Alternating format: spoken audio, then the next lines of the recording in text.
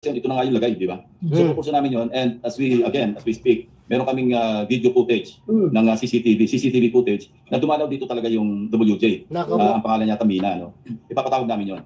Kasi tatanungin namin, although may idea kami kung saan siya nagpunta rito, kaninong opisina ang dinalaw niya, pero ipapatawag namin para malaman natin kung kanino siya nagpunta. Yan ang maganda. Yung kinausap niya. Yan ang maganda. Whether or not staff ng Blue Ribbon yung pinuntahan, o legislator yung pinuntahan, edi magpaliwanag yung kapwa senador kung siya yung napuntahan. Bakit nagpunta dito yung WJ? And kung idudugtong mo, lawyers call this circumstantial evidence, di ba? Na although kung standalone, wala ka makukonklud. Pero kung may alegasyon na merong mambabatas o merong staff ng Blue Ribbon, staff ng Senado, na sinasabing i-deliver yung obligasyon, pagkatapos napunta pa rito, August 19 yung petsa ng pagdalaw. And we found out also this year, 2025, recently lang. And we also discovered, kasi pinatingnan ko agad, kasi binanggit ni Bryce Hernandez, exact amount, nagbagsak di umano, and I'm saying this is just an allegation, di umano ni Senator Estrada sa Bulacan. Yun na, mga clear, 2055, okay? District Mount kung saan. So pinacheck ko agad sa General Appropriations Act, kung meron bang insertion na nagkakahalaga ng 355 million pesos na intended para sa Bulacan. And we found one. Meron talaga insertion na wala sa House version, pero lumabas ito doon sa after BICAM. So maliwanag na either sa Senate version or sa BICAM yun na insert. Now, we would like to find out, kasi alam niyo naman yung kalakat. Ulitin mo ha. Tignan nyo. Diba nag-insert. Tapos gusto na lang pagkakitaan ito. Hindi ko na to. Tapos, pag pinagkakitaan na nila, project, kuno, yung pala ghost project. Tapos lahat ng problema, lahat ng ginawa nilang karumal-dumal, baksak sa Pangulong Marcos Jr. Correct. Ayun ang isa sa... Walang kaalam sa kanila. Yun ang isa sa masakit doon, mga kababayan ko, no? Na kung saan, yung nagtatrabaho ng araw-araw at nagsisilbi sa taong bayan, no?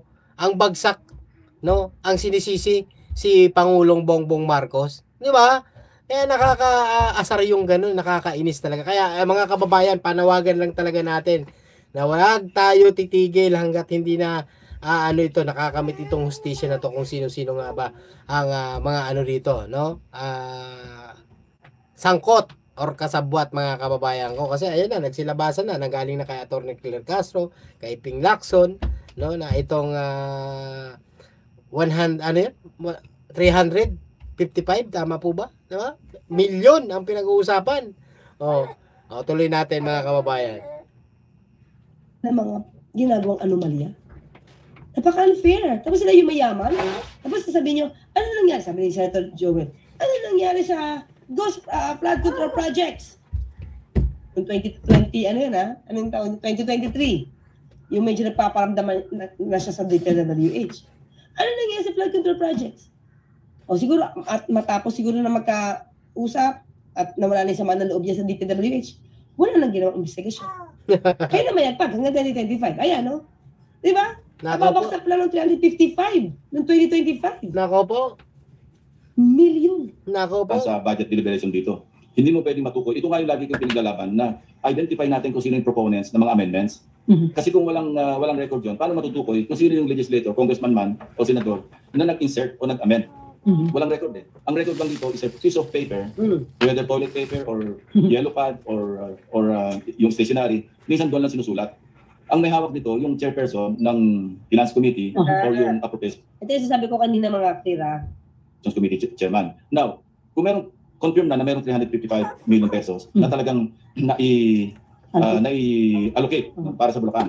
And we went further, meron ng 5 projects. Kawawa, mga kababayan, yung mga taga Bulacan. Yung sinasabi natin, yung Bulacan, nagdurusa talaga. Yung mga kalsada dyan, nakikita po natin kung gaano ka tindi ang traffic dyan, yung mga kalsada, bako-bako, no? Nagbabaha. Talaga ang daming umiiyak ng mga kababayan natin. Sobra, napakaraming nagdurusa, no? At humihingi ng tulong. At tapos insisisihin nila si Pangulong Bongbong Marcos, 'di ba? 'Yun ang isa sa pinakamasakit na realidad na kung makikita natin, no? Iba sino-sino ang nagpapayaman, sino ang nagtatamasa sa kaban ng bayan, 'di ba? Yun pala yung mga nasa baba ni BBM. Hindi pala si BBM. Kaya tama lang talaga na galing kay BBM ito, no? nanggaling po sa kanya, siya na mismo ang